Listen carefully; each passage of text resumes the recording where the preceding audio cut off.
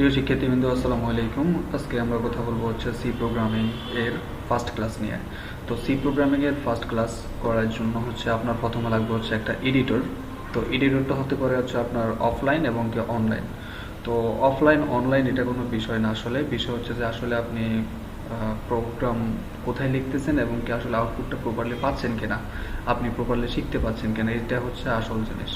তো এডিটর কোনটা ইউজ করবো, অফলাইন নাকি অনলাইন, হ্যাঁ এটা নিয়ে তো হেডেক হওয়ার কিছু নেই।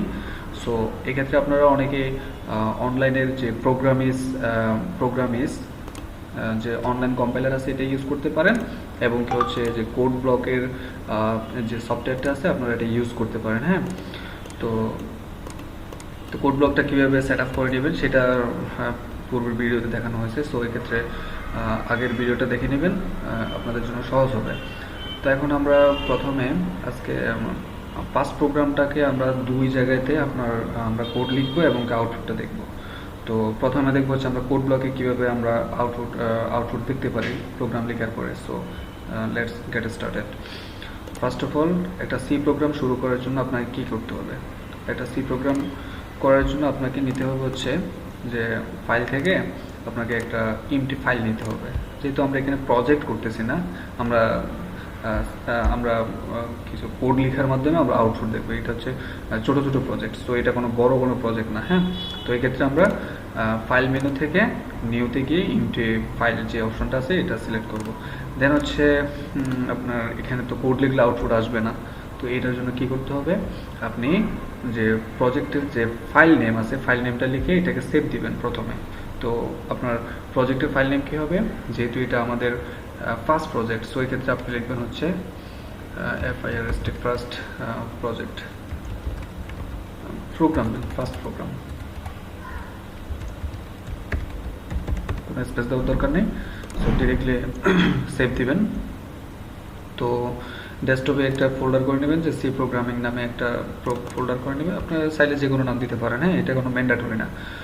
দেন হচ্ছে আপনি এখানে দেখেন united two untitled two dot C আসছে।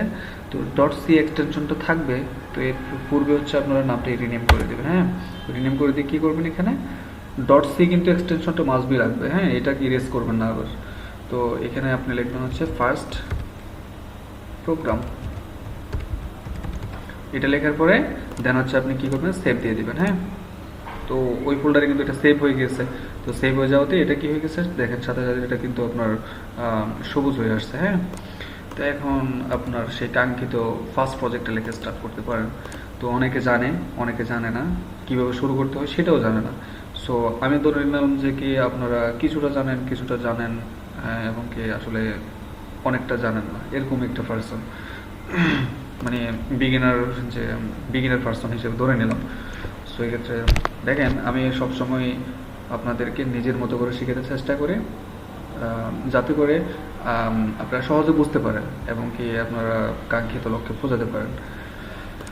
সো এক্ষেত্রে ফার্স্ট প্রোগ্রামটা আমরা স্টার্ট করব। অলওয়েজ সি প্রোগ্রাম স্টার্ট হচ্ছে হ্যাশ দিয়ে, হ্যাশ ইনক্লুড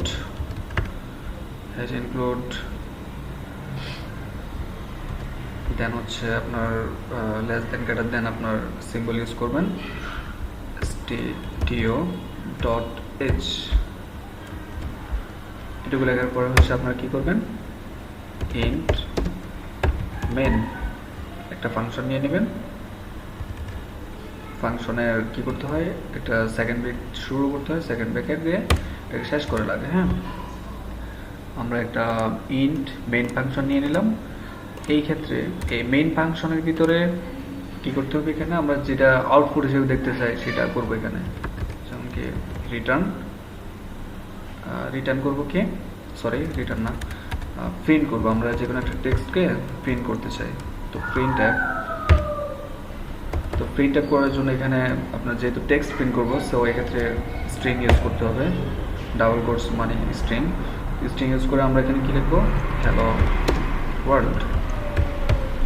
এটা লেখার পরে হচ্ছে আউটপুট কিন্তু এখনো শো করবে না। সো ওই ক্ষেত্রে আমরা রিটার্ন 0 দিয়ে দিব। এক্ষেত্রে দেখেন আমার হ্যালো ওয়ার্ল্ড। তো প্রোগ্রামিংয়ের যে কোনো ল্যাঙ্গুয়েজে কিন্তু হ্যালো ওয়ার্ল্ড টেক্সট দিয়ে কিন্তু প্রোগ্রামিং যাত্রাটা শুরু করে সবাই।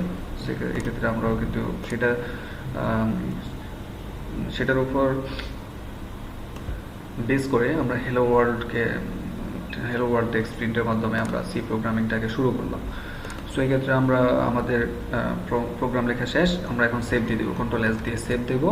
তো সেভ দেওয়ার পরে আমরা এটাকে জাস্ট কী করবো, আউটপুট দেখবো। হ্যাঁ, বিল্ড অ্যান্ড রানে ক্লিক করবো, এখানে বিল্ড অ্যান্ড রানে ক্লিক করবো। দেখেন একটু ওয়েট করতে হবে। দেখেন এই চলে আসছে উইন্ডোটা। দেখেন এই যে হ্যালো ওয়ার্ল্ড, আমাদের সেই কাঙ্ক্ষিত রেজাল্ট। আশা করি আপনারা বুঝতে পারছেন যে প্রোগ্রামটা আসলে কাজ করছে।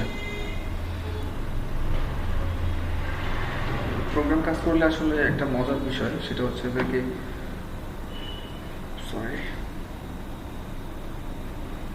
প্রোগ্রাম কাজ করলে সবচেয়ে মজার বিষয় হচ্ছে যে একটা আনন্দ ফিল করবেন। হ্যাঁ, আর আরও বেশি প্রোগ্রামিংয়ে আরও বেশি মজার হচ্ছে যে আপনি যখন একটা ইরর ফেস করবেন এবং এটাকে সলভ করে ফেলে একটা আউটপুট দেখতে পাচ্ছেন, সেক্ষেত্রে আরও বেশি মজার একটা বিষয় আছে। সো আস্তে আস্তে কিন্তু এই মজাটা পাবেন। তো আমরা আমাদের ফার্স্ট প্রজেক্টের হ্যালো ওয়ার্ল্ডকে প্রিন্ট করে ফেলছি। এখন আমরা এটাকে কেটে দিব। এখন আপনি চাইলে কিন্তু এখানে আরও নিজের মতো করে যে কোনো কিছু লিখতে পারেন এবং আউটপুট হিসেবে দেখতে পারেন। যে যেমন কি আই এম সি প্রোগ্রামার, হ্যাঁ, এটা লিখলেন, লিখে সেভ দিলেন। সেভ দেওয়ার পরে আবার রান অ্যান্ড বিল্ড ক্লিক করলেন, দেখেন I am a C programmer. Wow, press any key to continue, এটা প্রেস করে চলে গেল। প্যারা নেবেন না, হালকাভাবে নেন, প্যারা নেবেন না। সো এখন দেখেন আমি কিন্তু এই প্রোগ্রামটা করছি শুধু, কিন্তু আউটপুটটা দেখছি, কিন্তু আপনাকে কিন্তু ডিটেলস বোঝানো হয় না যে এই প্রোগ্রামটা আসলে স্ট্রাকচারটা কীভাবে কাজ করতেছে। আপনাকে কিন্তু এই জিনিসটা এখনও বোঝানো হয় নাই। সো